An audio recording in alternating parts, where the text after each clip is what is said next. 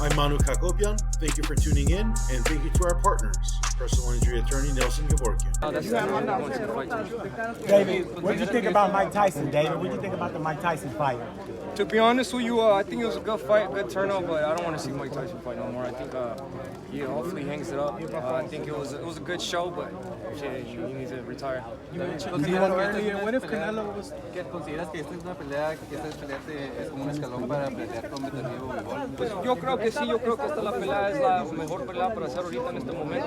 Porque va a ser, si no peleo contra Benavidez, después de esta pelea va a ser buena experiencia para prepararme para eso. ¿Para ti quién ganó esa pelea? Yo creo que el Bivol ganó por 1 o 2 rounds. What do you make of the nerves that were displayed by David Morrell up on the stage there? Maybe a little bit out of character. To be honest with you, I think, I don't know, man. I really don't know. I just know that when it comes to me and him, at the end of the day, it's only going to be us in that ring. But I'm here to show him that, I'm going to keep this energy up. And, he's in for a long, long night. When I tell him I'm going to break his mouth, that's really what I want to do. I'm not playing around. I'm going in there, and that's exactly what I intend on doing. What was the main thing that he said that really got you going and really made you say that you want to break his mouth? I can't remember word for word what it was, but you guys have heard him. You guys have seen that he's been saying that he's going to knock me out, that I'm nothing, this and that. So now it's time to live up to that. Why his jaw? Why not ribs? Oh, well, the ribs too, but the jaw is the only thing I can think of right now. But we're gonna put a beat on him, man. I know it's not gonna be an easy task, but this is the type of fight I want. This is because I think this is gonna show. I know this is gonna show what level I'm at. David. Benavidez, eres muy calmado, muy tranquilo, pero ¿por qué hoy te viste enojado con Morrell? Pues no estaba enojado. La cosa es que esta es una pelea bien difícil. Solo le tengo que enseñar de dónde estoy ahorita, cómo me siento y así es. What do you think is Morrell's biggest attribute? I think his biggest attribute is that he's a really good fighter, a really good technical fighter. Man, he was in the Olympics. He won 168 WBA title. Wait, hold on, give me a second. Hey, stay over. And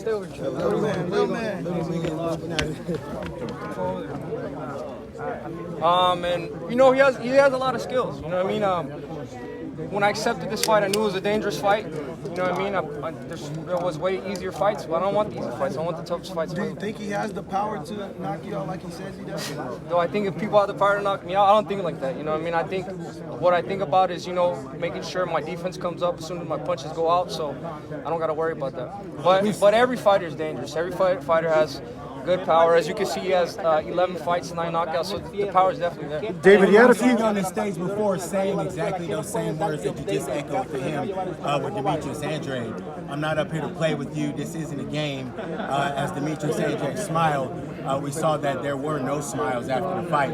How much of a bruising is David in for?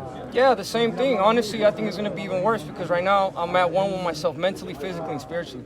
This is the best I've ever felt. I was training for the past 3 months because I was getting in my head ready that I was going to fight Bivol Beterbiev. So where I'm at right now, man, I'm extremely strong, confident, and I think this is going to be my best fight. Because you're not, you mentioned Canelo, but you're not waiting for him. You're creating your own legacy. Back-to-back, this fight is a triple threat, man. You could have lost either of those fights. You went out, you shined with this one. You're not waiting on Canelo, you're still creating your own legacy. Yeah, no, the only person that thought I could lose these fights are you guys. I didn't think I could lose this fight. I knew they were guaranteed victories. I knew that I was have to train hard to get the victories, but at the end of the day, like I said, I want to cut my path out and make my own way. If this fight with me and Canelo happens and it manifests itself later, I'm going to be 100% ready for when it comes. Benavidez, everybody talks about Canelo. Any interest on Munguia or Bivol specifically? Well, so I'm going to answer a few questions too. When I moved out from 168, the reason I moved out is because I knew the fight with Munguia, Berlanga, and all those guys there was never going to happen. I got a lot of criticism saying that while this fight's going to happen, and it probably potentially would have set us up for Canelo, but those guys did not want to fight me. But whoever wants to fight me, I'm 100% ready to fight whoever, whenever. ¿Crees que tú y Canelo están teniendo un diferente nivel de posición? La verdad no sé, yo creo que el Canelo hace lo que él quiere y ahorita yo estoy tratando, él pelea por dinero, yo peleo por la gloria y los títulos. You said at best he fights for money. If he takes the Jake Paul fight, that's a lot of money, but would you feel some type of way if he was to fight Jake before he fought you or even gave me? To be honest with you, I felt some type of way before when he took all those fights, and that's just me being truthfully honest. I mean, Berlanga, he's a great fighter, but he didn't deserve that fight. Well, I mean, I don't know, I don't think he deserved that fight, but like I said, I'm just finding the best of the best. I'm not doing no more talking no more. I'm just letting the track record speak for itself. David, got a question about motivation. I know when you were a kid, you used to get called fat by other people, and you used to take that energy into a ring. But where you are in life now, you've got a beautiful family. You take your kid everywhere. Yeah. Do you still take that energy back into the ring, even though you've grown so much as a father, as a husband? You mean so much to a lot of fans. Yeah, that's the key. You have to learn how to use some type of energy to your advantage sometimes. I think that it's always going to be a stable, like what got me mad and what got me angry to go into the gym, and I'm always going to let that keep leading me to the gym and keep doing what I'm doing. Do you think it'll be easy fighting Morel because he provides something that you are motivated to come into the ring because you want to break his jaw, you say? I mean, I don't think it's going to be easy, but that's why we work so hard in the training camps. We work hard in the training camps to make the fights look easy, so we'll see what comes February 1st. David, was the pelea desarrollándose con lo que mencionaste la técnica de Morel? ¿Cómo te lo imaginas? Pues yo creo que es un peleador bueno, que se mueve mucho,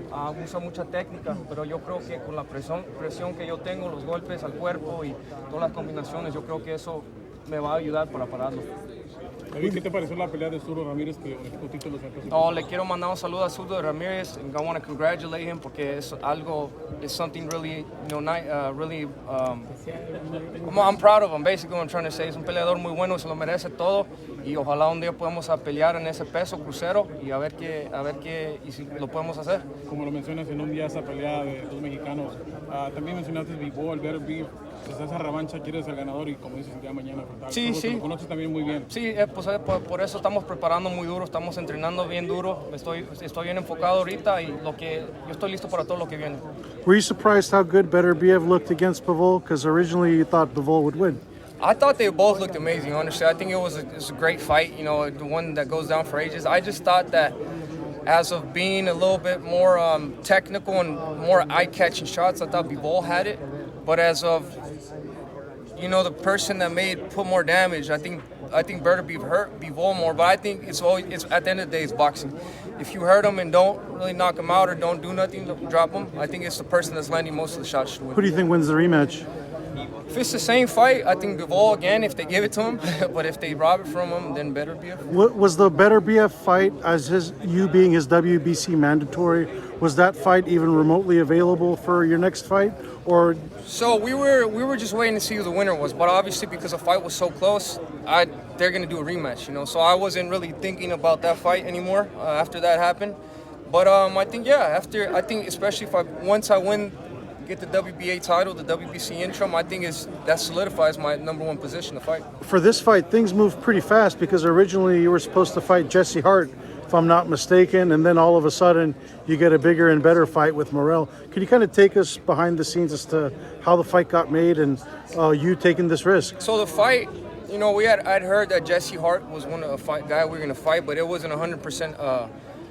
It wasn't 100% confirmed. And I got on the phone with Luis de Cubas, and we're talking about the fight. And I said, you know what, bro? Just give me David Morel. Let's make that fight happen. I think that's the best fight to make happen right now. And he agreed, and here we are. You mentioned Zurdo Ramirez a little bit ago. Is cruiserweight on your radar at any point? Yeah, definitely. I feel like I could definitely go up to cruiserweight, and I would love to compete at that weight. I don't even think I'd have to cut any weight. Actually, I wouldn't. I'd have to go up in weight. So I'd probably be a whole completely different animal there. So. How do you kind of see yourself going back and forth divisions at that point? Taking the best fights available, or? I think so. I mean, first of all, I just want to keep my eye on the prize. February 1st, I got a tough fight in front of me, but I definitely do feel I could come down from cruiserweight to 175. But like I said, if it's God's plan, then we're gonna go for it. Turki Al-Sheikh has obviously had his share of fighters that he wants to make deals with. Have you had any conversations? Yeah, we spoken to Turkey, but as of right now, I'm with PBC, Al Heyman, Luis de Cuba, Samson Lukowitz, and that's all I was going to say for right now. Gotcha. And David, ¿crees que espectáculos como el Tyson Paul es un insulto para el boxeo? La verdad, yo no creo que es un insulto al boxeo porque Mike Tyson ha hecho mucho en el deporte de boxeo. So, si le tienen una oportunidad para hacer 20, 30 millones, yo creo que es bien para él, pero yo creo que se debe de quedar retired. Yo creo que ya no debe de pelear. Si a ti te ofrecieran una pelea contra Pau, ¿tú la tomarías? 100%, aquí estoy listo para pelear con todos, aquí estoy listo. Were you irritated watching the fight with Mike Tyson and Jake Paul with the way that Mike Tyson just wasn't able to get started with the age showing so much. Are you one of the fighters that had taken umbrage with Jake Paul's victory over Mike Tyson and wanted revenge at? There's been a number of guys that have called him out. If he would have tried to hurt Mike Tyson, maybe. But, you know what I mean? Mike Tyson, you know, he went in there, he made a good paycheck, and he deserves that, you know what I mean? I'm just happy that he didn't get hurt in there, you know, because at the end of the day, Mike Tyson's Mike Tyson, but a 60-year-old Mike Tyson is a different Mike Tyson, you know what I mean? So I feel like it's a good event. What do you think about the way that Jake Paul's going about things, sort of looking for boxers out on the outskirts of health and career, older guys, maybe guys that, in the eyes of the public, may be a little bit more washed up? I mean, at the end of the day, you're your own man. If you agree to the fight, you sign the contract, then that's on you. 2 more questions. So many fighters have said that they want to take the biggest fights and fight the biggest fights and the best fighters. You're wired a little bit differently. You actually really do, and you take the biggest fights. Your fans really like that. What gives you that? What makes you be the fighter that you are to take those big fights? So I just kind of go back to, you know, the promise I made myself when I was a little kid. I said I was going to be the most dominant champion in all of boxing. You know what I mean? And I kind of always let that steer me. You know, thankfully, thank God, I don't have no problems with money. You know, I've been paid really good these past couple of years. Well, actually, since I've been with PBC the whole time. You know, Samson Lukowitz, they paid me very well. So I'm able to just focus on getting the best fights and being the best version of myself. So for me right now, it's all about the accolades. You know what I mean? I got 4 belts. 4 WBC belts. I'm about to fight for another WBA belt, and that's all I want. Like I said, by the time I retire, I want 16 belts. You know, we got 4 down. I don't know how much that is. I'm not good at math, but you know, when we talk about David Morrell Jr., a lot of people have given him a lot of credit, comparing him to the likes of you, Benavidez, and other guys at the weight class, Canelo even. How far back do you think that he is, and do you feel a sense that he may be overrated because he hasn't been tested by guys of your mettle? To be honest, I can't really say because I haven't seen him in there with a good guy that hits hard, and I haven't seen how he reacted. But I feel like with me, he just bit off a little bit too much so he could chew.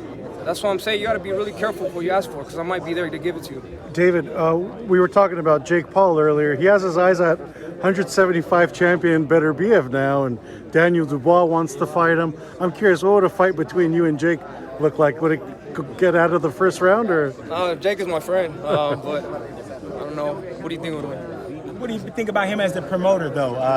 Putting Amanda Serrano and Katie Taylor in such tremendous position to make as much money as they did. What do you think about the events? Kind of different than what we've seen in boxing. You know, so that's another side of Jake Paul. Why I don't have a problem with anything he's doing, because he promotes himself really well. He's giving these other fighters that were not making no money a chance to eat, and now they're making millions of dollars, and they're giving them a big stage to perform on. You know what I mean? So at the end of the day, people, they just got to see that. He brought 60 million viewers, him and Tyson, 60 million viewers on Netflix. That's never been done in anything in boxing on Netflix. You know what I mean? So he's bringing, the more eyes he brings to the sport, is the better. You know, from us, who we're from, a lot of people that grew up like me, you know, we're from rough areas that are not good. We trained in gyms, they're all fucked up.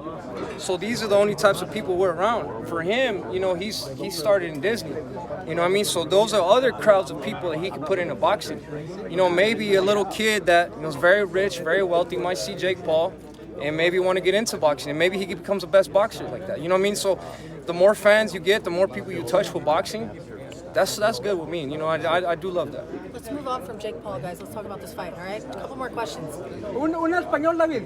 David, en un día donde los peleadores como el Canelo no quieren tomar los retos difíciles, tú vas contra alguien que los llaman como un cucuy del boxeo. ¿Qué es lo que te motiva a poner el dinero a un lado y tomar ese tipo de retos? Pues la verdad lo que me motiva más son los cinturones y las peleas que le doy al público.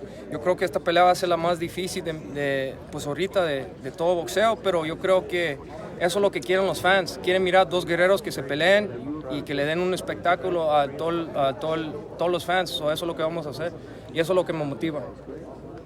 Have you watched David Morrell fight? No, I don't even know who he is. All right, that's it. Thank you, guys. Thank No, you. let me hold on. No, I definitely watch David Mays. He's a great fighter. You know what I mean? I've watched him a lot. You know, I've been spending a lot of time watching him in tape. And he's a good fighter, but I'm a better fighter. What do you think his best assets are? He's good power. He has good hooks. He has a good right hook, good left hook, good uppercuts. And you know, when he really wants to, he can use the ring really good. So you know, I got my. I got a big challenge in front of me, but that shit does not scare me. All right, David, thank you, guys. Thank you. one last one for me. You had a few injuries in the Gavazic fight. How are you feeling overall? Okay, hold on. Right here. Stay right here. You gotta do this one.